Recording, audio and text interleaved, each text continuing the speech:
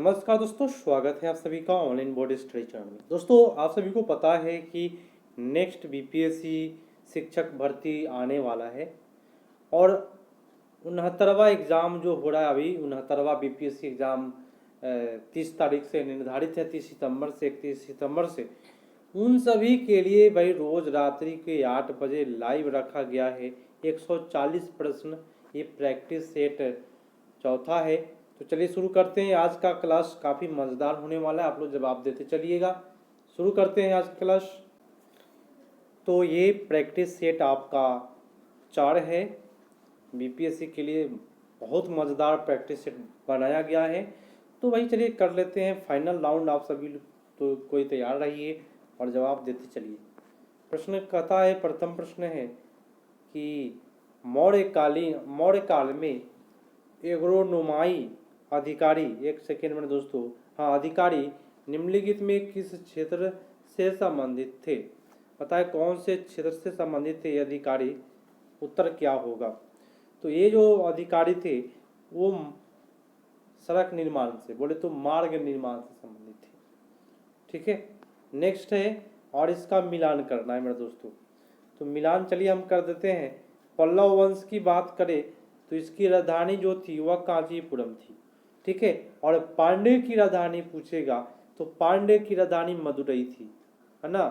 और यादव वंश की राजधानी पूछेगा देवगिरी, और काकतीय राजवंश की राजधानी ये था वारंगल। तो मेरे दोस्तों, इसको आप स्क्रीनशॉट लेकर के आप नोट तैयार कर नोट इसका बना सकते हैं और हमेशा के लिए याद रख लीजिए इसको। पूछता है नेक्स्ट मेरे दोस्तों, नेक्स्ट है कि सतवाहन शासकों के संदर्भ में निम्नलिखित कथनों में से कौन सा कथन सही है? तो सतवाहन की बात करेगा, सतवाहन शासक की राजधानी प्रतिष्ठान बोले तो पैठान थी, बस सही है। सतवाहन शासक ने प्राकृतिक भाषा को संरक्षण दिया है, ये भी सही है। और सतवाहन काल में कला के लोक पक्ष को अधिक प्रोत्साहन मिला है, ये भी सही दोस्तों। आपका सब सही जा रहा है, यहाँ उत्तर जाएगा सी पर। नेक्स्ट है कि निम्नलिखित में से सिंधु घाटी सभ्यता से संबंधित केंद्र से कौन से केंद्र गुजरात में स्थित है? तो आप लोग जानते हो कि लोथल तो गुजरात में है, लेकिन मेरे दोस्तों धौलावीरा भी गुजरात में है, सूतका गंडोरा गुजरात में है, और साथ साथ आपका रंगपुर भी गुजरात में है। तो उत्तर आपका उत्तर ए पर चला जाएगा। जिन लोगों ने ये किया सही जा रहा है। नेक्स्ट पर आते हैं, काफ़ी मज़ेदार प्रश्न है। चलिए प्रश्न है, अभी तक लाइक नहीं किए हैं कर दीजिए, और सब्सक्राइब नहीं किए तो कर लीजिए। प्रश्न कहता है कि अक्टूबर नवंबर 1946 ईस्वी में नोआखली नामक स्थान पर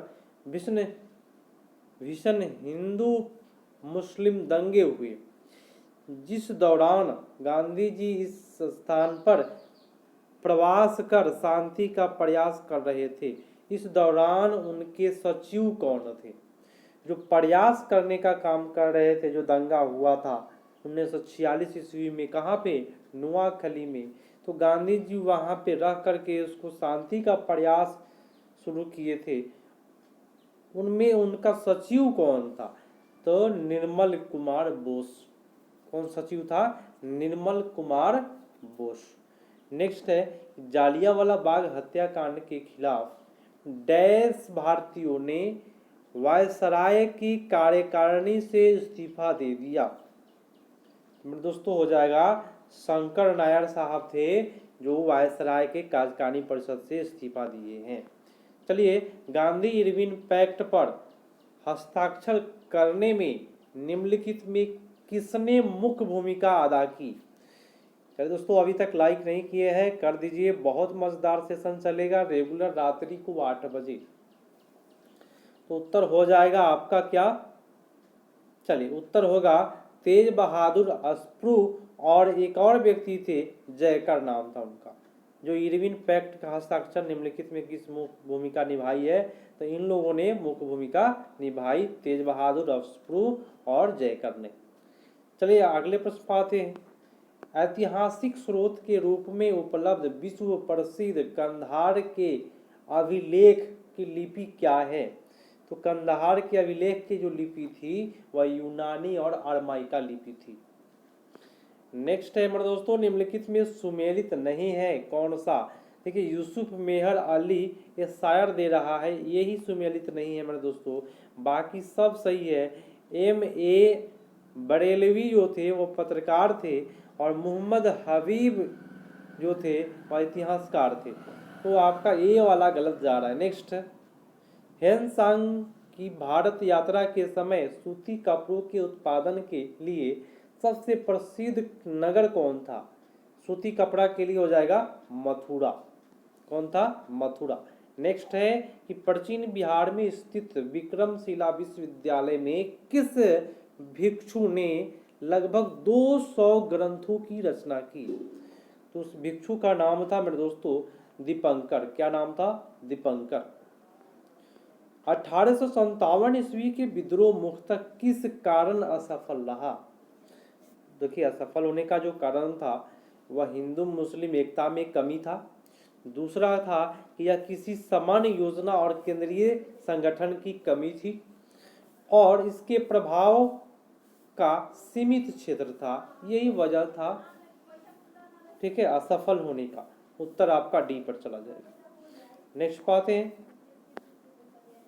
नेक्स्ट कहता है कि दिल्ली के किस सुल्तान ने, एक सेकेंड, किस सुल्तान ने बिहार में सैनिक अभियान किया तथा मुंगेर तक अपना राज विस्तार किया। कौन सा सुल्तान था? तो सिकंदर लोदी। कौन सा लोदी? सिकंदर लोदी। याद रखिएगा, मुंगेर तक अपना साम्राज्य विस्तार किया है। नेक्स्ट है कि निम्नलिखित शासकीय वर्ग में किसने खजुराहो मंदिर स्थापत्य के निर्माण को प्रोत्साहित तथा विकसित किया। उत्तर होगा चंदेल ने। कौन किया? चंदेल ने। नेक्स्ट है कि निम्नलिखित में कौन सी अश्वघोष की रचना नहीं है। अश्वघोष की रचना है अलंकार सूत्र, नहीं है। बाकी कौन कौन रचना है याद रखिएगा, अश्वघोष बुद्ध चरित्र के लेखक अश्वघोष, और सौंदरानंद काव्यम का लेखक भी आपका है अश्वघोष, लेकिन अलंकार सूत्र का नहीं है। नेक्स्ट, भारत छोड़ो आंदोलन के दौरान फूलेना प्रसाद श्रीवास्तव की मृत्यु झंडा फहराने के क्रम में पुलिस की गोली से किस स्थान पर हुई थी। देखिए झंडा फहराते वक्त पुलिस के गोली से परेड जो होता है उससे हो गया है, और वह कौन सा स्थान है? तो सीवान जिला की, बिहार की। नेक्स्ट है, निम्नलिखित में से प्रशासनिक सुधार लॉर्ड कर्जन के समय हुए थे। भाई कर्जन के समय क्या क्या हुए प्रशासनिक सुधार? तो पंजाब भूमि हस्तांतरण अधिनियम पारित हुआ। दूसरा बात, फ्रेजर की अध्यक्षता में पुलिस आयोग का गठन हुआ। रायले कमीशन ये भी है, और प्राचीन स्मारक सुरक्षा कानून पारित हुआ। क्या क्या हुआ? भूमि हस्तांतरण हुआ, पुलिस आयोग याद रखिएगा, रायले कमीशन याद रखिएगा, और सुरक्षा कानून पारित हुआ, ये याद रखना है। उत्तर आपका जाएगा सभी। नेक्स्ट है कि बिहार के पहले हिंदी दैनिक समाचार पत्र बिहार बंधु की शुरुआत डैश में हुई थी। बिहार बंधु की शुरुआत हुआ है 1872 में, याद रहेगा। चलिए नेक्स्ट है कि भारत के उत्तर पश्चिमी मैदान में पश्चिमी विक्षोभ से सर्दी में होने वाली वर्षा की मात्रा क्रमशः होती है। क्रमशः क्या होती है? तो पश्चिम से पूरब की ओर। बिहार में जो शरद में जो बारिश होती है, बोले तो सर्दियों में, वह पश्चिम पूर्वी विक्षोभ की वजह से होती है। नेक्स्ट है, स्वेज नहर में उत्तर से दक्षिण की ओर पड़ने वाली झीलों का क्रम बताना है। उत्तर से दक्षिण की ओर जो क्रम है, तो मैं बताता हूं, डायरेक्ट आंसर पर आते हैं तब आपको समझ में आएगा। देखिए उत्तर आपका यहाँ है,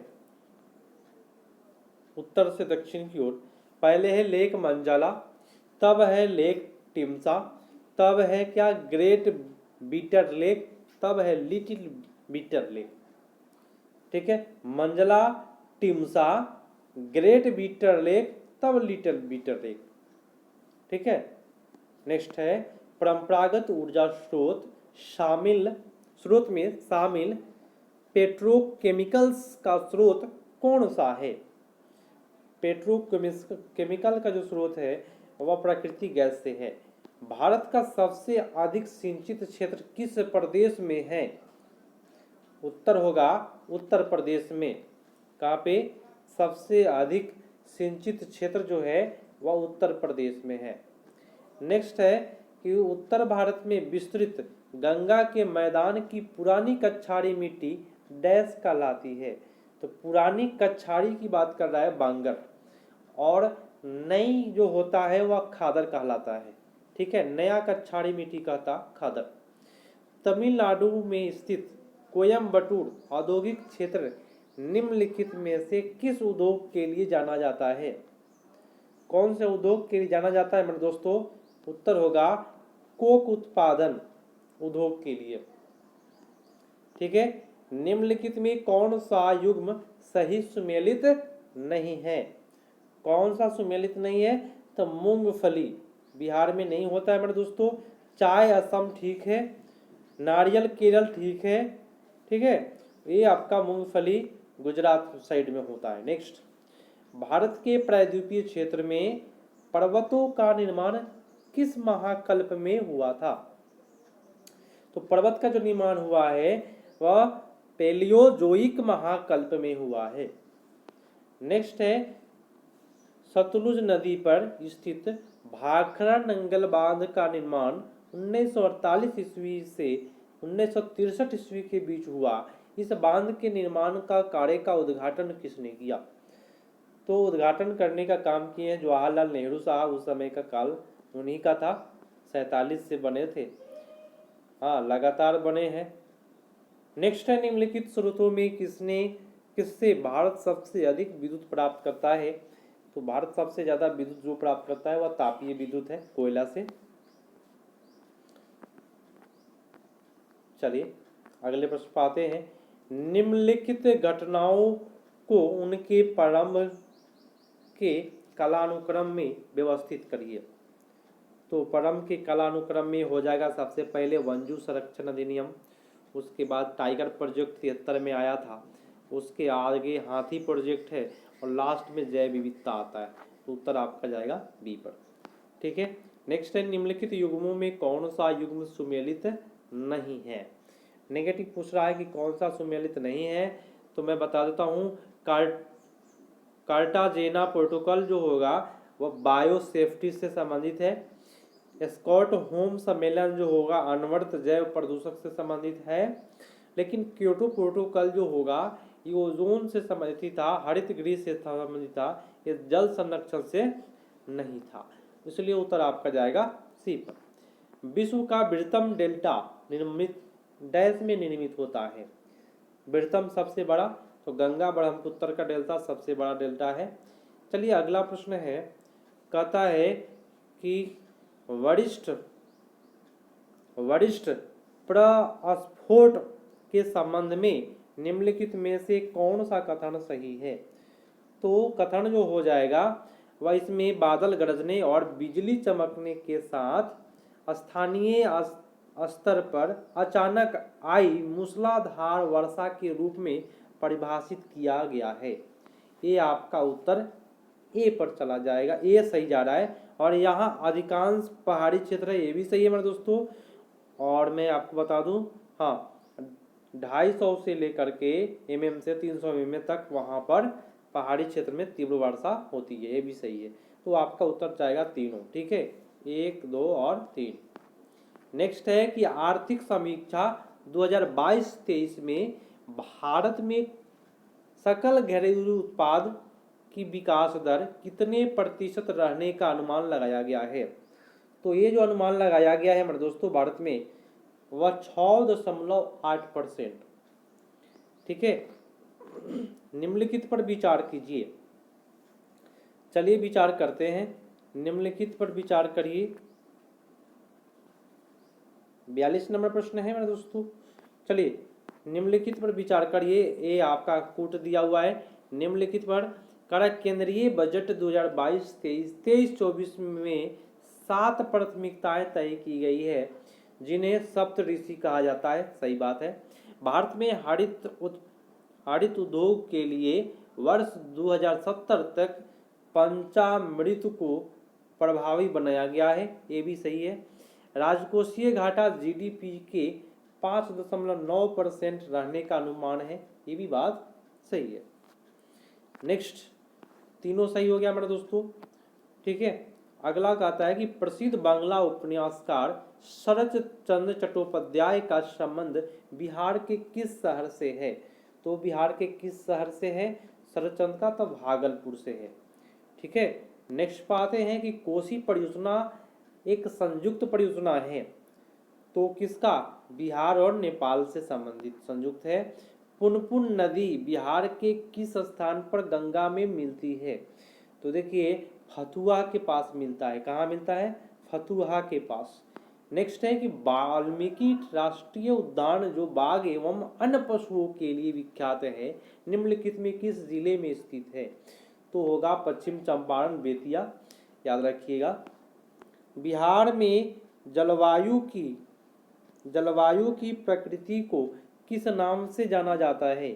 तो जलवायु भूमध्य रेखीय जलवायु, बिहार की जो जलवायु है वह भूमध्य रेखीय जलवायु है।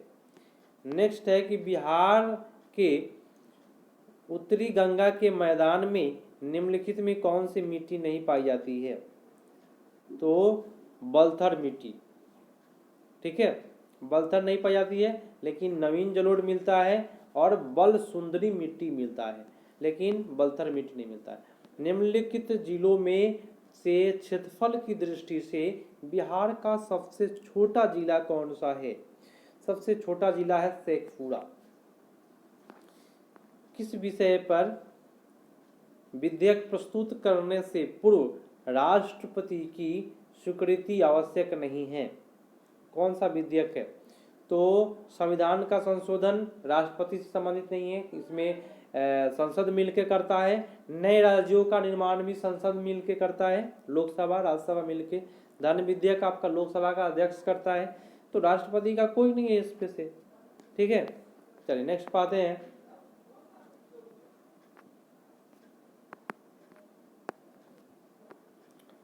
कहता है कि भारतीय संविधान का निर्माण संविधान सभा के सदस्यों द्वारा किया गया है। इस संविधान को संविधान सभा ने किस तिथि को अंगीकृत किया था? तो अंगीकृत करने का काम 26 नवंबर 1949 को हुआ है। नेक्स्ट है कि राज्यसभा के अस्थायी सदन कहते हैं क्योंकि यह कभी भंग नहीं होता है, इसे विघटित नहीं किया जा सकता। नेक्स्ट है कि भारतीय संविधान में वर्णित राज्य के नीति निर्देशक तत्व किस प्रकार मौलिक अधिकार से भिन्न है? राज्य के नीति निर्देशक जो तत्व है वह कैसे भिन्न है? राज्य के नीति निर्देशक तत्व जो होता है वह परिवर्तनीय नहीं है, जबकि मौलिक अधिकार जो है वह परिवर्तनीय है, ठीक है। नेक्स्ट है निम्नलिखित कार्यों में कौन सा अधिकार भारत के राष्ट्रपति को प्राप्त नहीं है? तो भारत के राष्ट्रपति को प्राप्त नहीं है न्यायालय के न्यायाधीश को हटाए जाने का अधिकार, है ना, ये राष्ट्रपति को नहीं है, ठीक है। क्षमादान कर सकता है राष्ट्रपति, आपातकाल की घोषणा कर सकते हैं, हटाने का काम महाभियोग के द्वारा होता है, याद रखिएगा। शिक्षा का अधिकार कानून के प्रावधान में शामिल है। देखिए शिक्षा का अधिकार में आप सभी को पता है कि 6 से 14 वर्ष के बच्चों को निःशुल्क शिक्षा देना है, ये आपका सही है। संघीय मंत्री परिषद के मंत्री सामूहिक रूप से किसके प्रति उत्तरदायी होते हैं? तो उत्तरदायी होता है केवल लोकसभा के। क्या 2011 के जनगणना के अनुसार सर्वाधिक लिंगानुपात वाला राज्य कौन सा है? तो सबसे अधिक लिंगानुपात केरल का है। नेक्स्ट है कि भारतीय संविधान के संदर्भ में निम्नलिखित में किस संविधान संशोधन के माध्यम से मौलिक कर्तव्यों को संविधान के भाग 4 के ए में शामिल किया गया? तो 4 के ए में शामिल किया गया है वो है 42वां संविधान संशोधन, ठीक है। नेक्स्ट है कि भारतीय संविधान में भारत की आधिकारिक भाषा से जुड़े प्रावधानों में संसद संशोधन कर सकती है। किसमें संशोधन कर सकती है? तो अपने सदस्यों के साधारण बहुमत के द्वारा। साधारण जब बहुमत प्राप्त होगा तो संशोधन कर सकती है। भारतीय संविधान में मंत्रिमंडल शब्द का एक ही प्रयोग किस अनुच्छेद में किया गया है? कौन सा अनुच्छेद में मात्र एक बार प्रयोग किया गया है मंत्रिमंडल? तो 74वां अनुच्छेद में। निम्नलिखित में कौन सा क्षेत्रीय परिषदों का लक्षण नहीं है? क्षेत्रीय परिषद का लक्षण कौन सा नहीं है? तो यह एक संवैधानिक संस्था है। क्या है? यह एक संवैधानिक संस्था है। नेक्स्ट है कि बिहार में पंचायती राज व्यवस्था त्रिस्तरीय है के संदर्भ में कौन सा कथन सही है? देखिए, बिहार में जो पंचायती राज व्यवस्था है वह त्रिस्तरीय है। सबसे निचले स्तर पर ग्राम पंचायत का गठन किया गया है ना, ये सही है। उसके बाद मध्य स्तर पर पंचायत समिति आता है, ये भी बात सही है। और सबसे तृतीय स्तर पर आपका जिला परिषद रखा गया है, इसी को कहते हैं त्रिस्तरीय। तो उपयुक्त सभी हो जाएगा। बिहार के पंचायती राज अधिनियम 2006 के अंतर्गत त्रिस्तरीय पंचायत के स्थान या पदों में सभी कोटि में महिलाओं को कितना % आरक्षण की व्यवस्था की गई है? तो महिलाओं को जो आरक्षण की जो व्यवस्था की गई है वो 50% की गई है।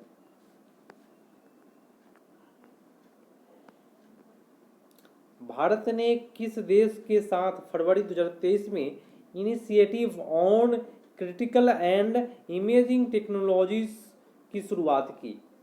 तो इसकी जो शुरुआत हुई है वह यूएसए में, बोले तो अमेरिका में। नेक्स्ट है कि निम्नलिखित में कौन सा सीमा शुल्क के विषय में सही कथन है? सीमा शुल्क के विषय में केंद्र सरकार द्वारा उद्गृहित अप्रत्यक्ष कर है। ठीक है। नेक्स्ट है कि मुद्रा संकुचन का कारण होता है। मुद्रा संकुचन का कारण क्या है? तो माल एवं सेवाओं की पूर्ति की तुलना में मुद्रा की पूर्ति में कमी। ठीक है, यही हो जाएगा संकुचन का काम। नेक्स्ट है तो उस स्थिति को क्या कहते हैं जिसमें बहुत सी फर्में एक जैसे माल का उत्पादन करती है, उसको क्या कहते हैं? उसको कहते हैं पूर्ण प्रतियोगिता। नेक्स्ट है कि भारतीय प्रतिभूति विनियामक बोर्ड, सेबी बोलते हैं, का गठन कब किया गया? सेबी का जो स्थापना हुआ है वह 1988 में, सेबी। ठीक है। नेक्स्ट है कि मजदूरों की वास्तविक आय का मापदंड क्या है? मजदूरों की वास्तविक आय का मापदंड हो जाएगा उसकी आय की क्रय शक्ति। ठीक है। नेक्स्ट पाते हैं सरकार की कर और तथा व्यय संबंधित नीति को क्या कहते हैं? तो इस नीति को कहते हैं राजकोषीय नीति। प्रतिस्पर्धा माल के आय पर प्रतिबंध लगाते हुए घरेलू उद्योगों को प्रोत्साहित करने की नीति को क्या कहा जाता है? उस नीति को कहते हैं हमारे दोस्तों कोटा। ठीक है। नेक्स्ट पाते हैं 71 हो गया, 72 पाते हैं। भारतीय लघु उद्योग विकास बैंक, जिसको बोलते हैं सिबडी, का मुख्यालय निम्नलिखित में किस शहर में अवस्थित है? तो उसका मुख्यालय लखनऊ में है। सिबडी का मुख्यालय। मुख्यमंत्री टसर विकास परियोजना बिहार के कितने जिलों में क्रियान्वयन किया गया है? तो बिहार का जो जिला है उसमें 6 है। नेक्स्ट है कि किस प्राप्तियों के संदर्भ में बिहार राज्य की आय में सर्वाधिक योगदान कर का है? तो हो जाएगा आपका उत्तर बिक्री कर का। चंद्रावती देवी ने बिहार में मुख्यतः कहाँ स्वतंत्रता आंदोलन में सक्रिय भूमिका निभाई? तो चंद्रावती देवी ने गया में सक्रिय भूमिका निभाया है। नेक्स्ट है कि बिहार के किस स्वतंत्रता सेनानी ने गया कांग्रेस अधिवेशन के दौरान स्वयंसेवक दल का गठन किया है? तो उत्तर होगा सुनीता सिन्हा। ठीक है। नेक्स्ट है कि भारत के किस देश के साथ जनवरी 2023 में रेडियो और टेलीविजन प्लेटफॉर्मों में विभिन्न शैलियों के आदान प्रदान के लिए एक समझौता ज्ञापन MOU पर हस्ताक्षर किया है? तो जो हस्ताक्षर हुआ है MOU इजराइल। ठीक है। विश्व बैंक द्वारा जनवरी 2023 में जारी की गई ग्लोबल इकोनॉमिकल प्रोस्पेक्ट्स रिपोर्ट्स 2023-24 में भारत की अपेक्षा आर्थिक वृद्धि का अनुमान लगाया गया है। ये अनुमान लगभग 6.6% है। बिहार के किस स्थान पर राज्य का पहला फ्लोटिंग सोलर पावर प्लांट स्थापित किया गया है, जिसकी कुल क्षमता 2 मेगावाट है? कहाँ पे? तैरता हुआ सोलर पार्क स्थापित किया गया दरभंगा में। ठीक है, नेक्स्ट पाते हैं। नेक्स्ट है दोस्तों मजेदार प्रश्न है, निम्नलिखित में किस स्थान पर राष्ट्रीय मस्तिष्क अनुसंधान का केंद्र है? तो मस्तिष्क अनुसंधान की बात करता है तो गुरुग्राम में। ठीक है, गुरुग्राम। नेक्स्ट है, ये आपका रीजनिंग मैथ का छोड़ के चलेंगे, बाकी जी के जी इसको करना है। कहाँ तक है भाई? 10 प्रश्न होगा। हाँ, 91 आइए, कहता है कि कक्षा तापमान, चांदी, नाइक्रोम और कांच की प्रतिरोधकता का सही क्रम बताना है। किसका प्रतिरोध कम है, उसके बाद ज़्यादा है। तो चांदी का सबसे कम प्रतिरोध होता है, तब नाइक्रोम, तब आता है कांच का। नेक्स्ट पर आते हैं कि जिस ताप पर द्रव वायु दाब वो एक वायुमंडलीय दाब के बराबर हो जाता है, उस ताप को क्या कहते हैं? तो उसको कहते हैं क्वथनांक। नेक्स्ट है, देखिए इसको मिलान करना है कि कौन सा अम्ल किस में है। हाइड्रोक्लोरिक अम्ल की बात करेगा तो गैस्ट्रिक जूस हो जाएगा। ठीक है, और एसिटिक अम्ल की बात करेगा तो सिरका में जाएगा, और सिट्रिक अम्ल की बात करेगा तो नींबू में, और टार्टरिक की बात करेगा तो इमली में। ठीक है, नेक्स्ट बात है मेरे दोस्तों, निम्नलिखित कार्बनिक यौगिकों में विस्तृत श्रृंखला वाला यौगिक बताना है। विस्तृत श्रृंखला वाला होगा प्रोपेन। इसमें सबसे ज्यादा प्रोपेन विस्तृत श्रृंखला है इसका, इस प्रकार से श्रृंखला वाला है। बेंजीन जो है वो बंद श्रृंखला है, साइक्लोप्रोपेन भी बंद श्रृंखला है, लेकिन विस्तृत श्रृंखला बोले तो लंबा चेन, इस प्रकार से प्रोपेन का होगा। एसिटिक अम्ल का क्रियाशील समूह बताना है बोले तो फंक्शनल ग्रुप बताना है, तो मैं बता देता हूँ C double bond O, single bond OH और सिंगल बॉन्ड R, यही जो होता है वह एसिड का होता है। इससे बन जाता है COOH। ये जो COOH है वह एसिड का है। ये आपका अल्कोहल ग्रुप का है। पर दोस्तों ध्यान से पढ़े, ये आपका कौन सा ग्रुप का है? एसिटिलीन ग्रुप का है। सॉरी, एसिटिलीन नहीं है, ये तो डबल बॉन्ड है, तो इसमें कोई ग्रुप लगा नहीं है, अभी लगेगा तो बता जाइए। ये अगर O रहता तो कीटोन ग्रुप होता, लेकिन O यहाँ पे हमको लगता है कि ये जो टाइपिंग किया है ये गलत है, यहाँ O होना चाहिए। अगर O रहता तो इसको कीटोन ग्रुप कहते हैं। नेक्स्ट है कि सोना धातु का घनत्व मैग्नीशियम की अपेक्षा डैश होती है। तो मैग्नीशियम की अपेक्षा क्या होती है मेरे दोस्तों? अधिक होती है। ठीक है, नारियल एक कृत्रिम रेशा का उदाहरण है जिसमें कपड़ों तथा रस्सियों का निर्माण किया जाता है। वस्तुतः उदाहरण है, नारियल किसका उदाहरण है? तो पॉलीएमाइड का उदाहरण है। किसका उदाहरण है? तो पॉलीएमाइड का, बहुलक की तरह काम करता है। नेक्स्ट, इप्रोनाइजिड तथा फिनलिजीन किस वर्ग की औषधियाँ हैं? ये जो औषधियाँ है वह प्रति औषाधक वर्ग की है।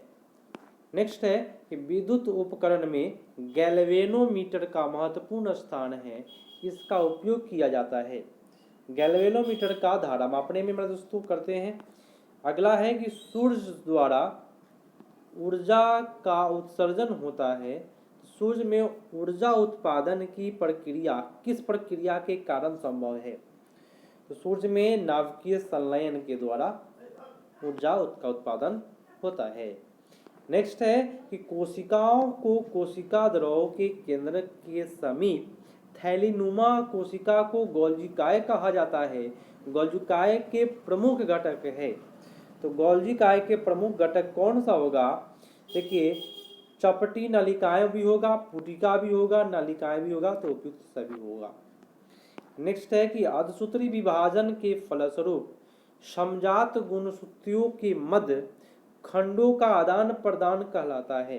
तो खंडों का आदान प्रदान कहलाता है पारगमनम। ठीक है। नेक्स्ट है कि निम्नलिखित में से कहाँ पीत द्वारा वासा का पायसीकरण अर्थात इमल्सीकरण होता है? कहाँ पे? तो ग्रहणी में। एसिटिल सैलिसिक एसिड किसका रासायनिक नाम है? ये रासायनिक नाम है एस्प्रिन का। किसका नाम है? एस्प्रिन का। निम्नलिखित में से किस एक पदार्थ का निष्कासन हमारे शरीर में फेफड़ा के द्वारा बड़ी मात्रा में किया जाता है? तो उत्तर होगा कार्बन डाइऑक्साइड। नेक्स्ट है कि एसिटिल गैस को लाल तप्त तांबे के नली से प्रवाहित करने पर किस प्रकार के कार्बनिक तत्व का निर्माण होता है? तो बेंजीन बनता है। नेक्स्ट है कि ब्लू बेबी सिंड्रोम उन स्थितियों से संदर्भित है जिसमें नवजात शिशु की त्वचा पर नीलापन होता है। तो ब्लू बेबी सिंड्रोम के लिए उत्तरदायी है। कौन उत्तरदायी है? तो ब्लू बेबी सिंड्रोम जल प्रदूषण से संबंधित है। नेक्स्ट है कि छोटी आंत से निकलने वाला कौन सा हार्मोन आंतरीय रस तथा आग्नेयशाही रस के स्राव को नियंत्रित करता है? तो ये नियंत्रित करने का काम करता है सिक्रेटिन। कौन करता है? सिक्रेटिन करता है। नेक्स्ट पाते हैं मनुष्य में बालों तथा आइरिसों के रंगों की विभिन्नताएं जन्म से ही प्रदर्शित होती है। ऐसी वस्तुओं को क्या कहते हैं? ऐसी वस्तु को कहते हैं जननिक विविधताएं, है ना। नेक्स्ट है कि शिशुओं को दी जाने वाली ट्रिपल वैक्सीन डीपीटी किन रोग से प्रतिरक्षा प्रदान करती है? डीपीटी किन से प्रतिरक्षा प्रदान करता है? डीपीटी का टीका मिलता है काली खांसी, टिटनस और डिप्थीरिया के लिए। बहुत अधिक पकाना और खाद्य तेल का बार बार प्रयोग क्यों अत्यधिक अवांछनीय है? मतलब दोस्तों सबसे अधिक ज़्यादा से ज़्यादा पकाने पर कार्सिनोजेनिक पदार्थ जैसे बेंजापाइरिन उत्पन्न हो जाते हैं। ठीक है। नेक्स्ट है कि फलीदार पादपों की जड़ों में उपस्थित गांठों में पाए जाने वाला नत्रजन स्थिरकारी जीवाणु है। तो यह जीवाणु हो जाएगा सहजीवी। नेक्स्ट है कि मुख्य फफूंद जो भंडारण के समय खाद्यान्नों को प्रभावित करती है वह कौन सा होगा? उत्तर होगा एस्परजिलस। ठीक है। नेक्स्ट है कि पादपों के कुछ भाग मोड़ने पर बिना टूटे आसानी से मोड़ा जा सकता है। तो कुछ भाग जैसे कि पत्तियां, तना, इस नम्यता का कारण बताइए जिससे वजह से वह टूटता नहीं है। उत्तर होगा श्लेषोतक। कौन सा ऊतक? तो श्लेषोतक। नेक्स्ट है कि खाना बनाने में प्रयोग की जाने वाली गैस मुख्यतः कौन सी है? तो खाना बनाने के लिए एलपीजी का प्रयोग किया जाता है। तो मीथेन से भी बनता है खाना। ठीक है। गोबर गैस बोलते हैं इसको। चलिए, अधिकांशतः प्रत्यारोपित पादप वृद्धि नहीं करते हैं क्योंकि प्रत्यारोपण के दौरान अधिकांश मूल रोम नष्ट हो जाते हैं, जिसके वजह से प्रत्यारोपण में अधिकांश पादप वृद्धि नहीं कर पाता है। चूहा मारने का जहर किस रासायनिक पदार्थ से बना होता है? तो पोटेशियम साइनाइड। सूत्र होता है KCN। याद रखिएगा। आयोडीन प्राप्त होता है तो मेरे दोस्तों लेमिनेरिया से। आयोडीन किससे प्राप्त होता है? लेमिनेरिया से। निम्नलिखित में कौन सा स्वरतंत्र जीवी प्राणी है? स्वरतंत्र जीवी प्राणी हो जाएगा प्लेनेरिया। प्लेनेरिया जो है स्वरतंत्र जीवी प्रणाली है। सोडा वाटर की बोतल खोलने पर निकलने वाली गैस, तो वो गैस है कार्बन डाइऑक्साइड। और यहाँ पूछ रहा है कि 6 फरवरी 2023 को प्रधानमंत्री नरेंद्र मोदी ने किस स्थान पर हिंदुस्तान एरोनॉटिक्स लिमिटेड हैल की हथियार फैक्ट्री का उद्घाटन किया है। यह युद्धक हेलीकॉप्टर का निर्माण किया जाएगा। कहाँ पे मोदी जी के द्वारा उद्घाटन हुआ है हेल का? तो तुमकुर में। तुमकुर कहाँ है? कर्नाटक में पड़ता है दोस्तों। स्वतंत्र भारत के प्रथम वित्त आयोग के अध्यक्ष स्वतंत्र भारत के प्रथम वित्त आयोग के अध्यक्ष केसी नियोगी थे। 2011 के जनगणना के संदर्भ में बिहार के जिलों में सर्वाधिक लिंगानुपात का आरोही क्रम, तो कौन सा क्रम हो जाएगा? पहले गोपालगंज, तब सिवान। सबसे अधिक गोपालगंज का लिंगानुपात है, उसके बाद में सिवान का है, तब सारण का है, तब किशनगंज का है। बिहार आर्थिक सर्वेक्षण 2022-23 के संदर्भ में राज्य की अर्थव्यवस्था में वृद्धि का दर क्या है? तो वृद्धि का जो दर है अर्थव्यवस्था में वह 10.98% है। बिहार बजट 2023-24 में नारी शक्ति के अंतर्गत यूपीएससी बीपीएससी का मुख्य परीक्षा साक्षात्कार की तैयारी कर रही महिलाएं अभ्यर्थियों को क्रमशः कितनी राशि दी जाने की प्रावधान है? मतलब कि अब अगर आप पीटी निकालते हैं तो 1 लाख तथा 50,000 देने का प्रावधान किया गया है। ठीक है, नेक्स्ट पाते हैं। टोटल 150 प्रश्न है। प्रश्न है कि बिहार बजट 2023-24 में अल्पसंख्यक कल्याण योजना के अंतर्गत राज्य सरकार ने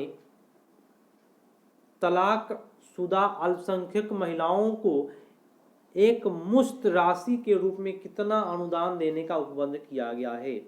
जो महिला तलाक दे दी है उनको 25,000 का अनुदान। भारत वन स्थिति रिपोर्ट 2021 के अनुसार देश के कुल भौगोलिक क्षेत्र में कितना % क्षेत्र में वन आवरण के अंतर्गत है? तो कितना % है? 21.71% है। चलिए, फरवरी 2023 में वर्ष 2027 के एशियाई कप फुटबॉल टूर्नामेंट की मेजबानी किस देश को प्रदान की गई है? तो वह देश हो जाएगा सऊदी अरब। फकीर विद्रोह, ओहम विद्रोह और पाइक विद्रोह, रामपाओ विद्रोह के लिए निम्नलिखित विकल्पों में से सही क्रम चयन करना है। तो मैं आपको बताऊं कि बंगाल, असम और उड़ीसा, आंध्र प्रदेश। लेकिन मेरे दोस्तों कैसे मिलाना है मैं बताऊं।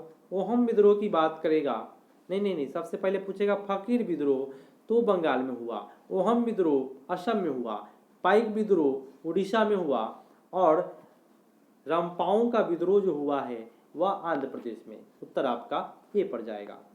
डीपो पुल अरुणाचल प्रदेश का निर्माण किस प्रोजेक्ट के अंतर्गत किया गया?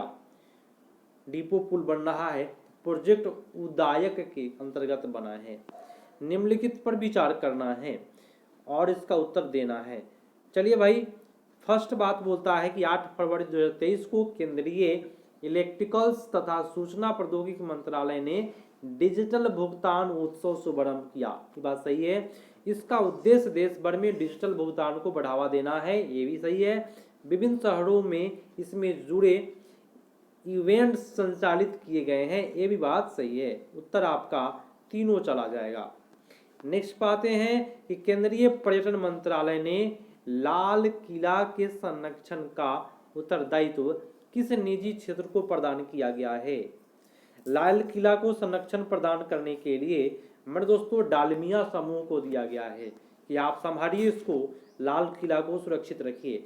मेरे दोस्तों अभी सभी कोई लाइक नहीं किए हैं, एक बार जोरदार लाइक कर दीजिए और सब्सक्राइब नहीं किए हैं मेरे दोस्तों, सब्सक्राइब करके बगल में एक घंटी होगा उसको दबा लीजिए। चलिए, प्रश्न अगला आता है कि फरवरी 2023 में भारत के किन देशों के साथ मिलकर क्षेत्रीय सहयोग पहल शुरुआत की है और जिसका उद्देश्य व्यापारिक तथा रक्षा संबंधों को प्रभावी बनाना है? तो उत्तर हो जाएगा यूएई, फ्रांस।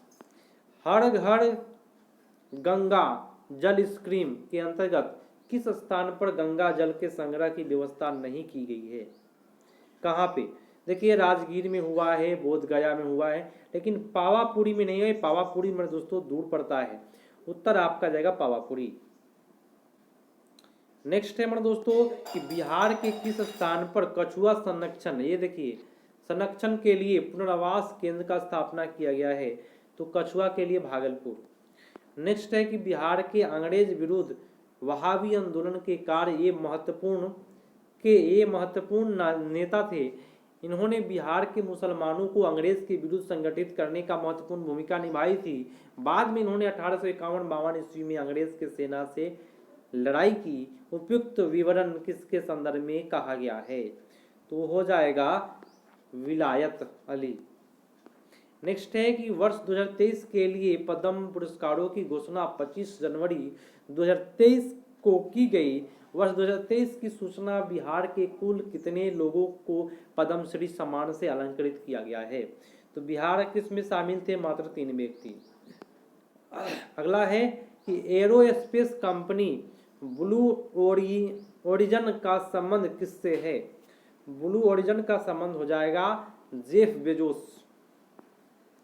नेक्स्ट है जेफ बेजोस जो थे ना, अमेजन के सीईओ है।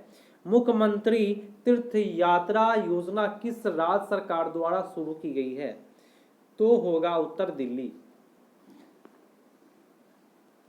आयुष्मान भारत राष्ट्रीय स्वास्थ्य सुरक्षा मिशन की शुरुआत कहाँ पे की गई, आयुष्मान भारत की शुरुआत रांची में से शुरू हुआ है। नेक्स्ट पाते हैं, कहता है कि काल नेशनल, फ्री हिंदुस्तान और कॉमरेड निम्नलिखित में किन विकल्पों का सही संयोजन है, तो काल की बात करता है मेरे दोस्तों, उत्तर होगा काल। काल आता है तारकनाथ दास से संबंधित है, और नेशनल की बात करेगा मोहम्मद अली से, फ्री हिंदुस्तान की बात करेगा परांजपे से, और कॉमरेड का जो लेखक है मेरे दोस्तों गोपाल कृष्ण गोखले हैं, तो उत्तर आपका सी पर चला जाएगा। केंद्र सरकार द्वारा आरंभ की गई ग्राम उजाला योजना की शुरुआत बिहार के किस जिला से हुआ है, तो ग्राम उजाला योजना बिहार के भोजपुर से हुआ है। नेक्स्ट है कि हाल ही में क्रिकेट खिलाड़ी ने एक दिवसीय अंतर्राष्ट्रीय क्रिकेट मैच में सबसे तेज दोहरे शतक का विश्व रिकॉर्ड बनाया है, वह कौन सा होगा, ईशान किशन। नेक्स्ट है कि जलवायु परिवर्तन सूचकांक CCPI 2023 में भारत का कौन सा स्थान है, तो भारत का स्थान हो जाएगा 8वां। कौन सा स्थान, 8वां स्थान। बिहार के जिलों को वर्ष 2023 में पद्मश्री सम्मान दिया गया है, उनमें से एक कपिल देव प्रसाद का संबंध किस क्षेत्र से है, तो कपिल देव प्रसाद का संबंध जो हो जाएगा हैंडलूम कला से है, उत्तर आपका जाएगा सी पर। नेक्स्ट है कि मिशन पोषण 2.0, मिशन वात्सल्य और मिशन शक्ति का संबंध किस मंत्रालय से है, तो वह मंत्रालय होगा महिला एवं बाल कल्याण विकास मंत्रालय। वर्ष 2023 में ग्रैमी अवार्ड, एल्बम बेट्स और न्यू एज के लिए पुरस्कार प्राप्त करने वाले भारतीय मूल के संगीतकार का नाम कौन सा है, उत्तर होगा रिकी केट्स। अंतर्राष्ट्रीय क्रिकेट जगत में 2 हैट्रिक लेने वाली महिला क्रिकेट खिलाड़ी मेगन शॉर्ट का संबंध किस देश से है, तो मेगन की बात करेगा ऑस्ट्रेलिया से। फीफा फुटबॉल वर्ल्ड कप 2023 के दौरान चर्चित नवनिर्मित अल जैनूब अल वकरा स्टेडियम कहाँ है, ये स्टेडियम मेरे दोस्तों कतर में है। और आज का अंतिम प्रश्न है कि निम्नलिखित पर विचार करना है दोस्तों कि बिहार में सर्वाधिक लिंगानुपात गोपालगंज, सही बात है। बिहार में सर्वाधिक साक्षरता रोहतास, ये भी सही बोला। बिहार में सर्वाधिक वर्षा किशनगंज, ये भी सही बोला। उत्तर आपका तीनों पर। तो मेरे दोस्तों रेगुलर आप रात्रि को 8 बजे आकर के आप तैयारियां बेटर तरीका से कर सकते हैं। मेरे दोस्तों मिलते हैं अगले पार्ट में। ये प्रैक्टिस सेट 4 था और अगला प्रैक्टिस सेट 5 लेकर के तुरंत आ रहा हूं मेरे दोस्तों कल। तो आप लोग अगर नए हैं तो सब्सक्राइब करके एक बार घंटी दबा लीजिए और तैयारियां आज से ही शुरू कर दीजिए। बहुत बेटर क्लास चल रहा है मेरे दोस्तों। मिलते हैं अगले पार्ट में, तब तक के लिए धन्यवाद। जय हिंद।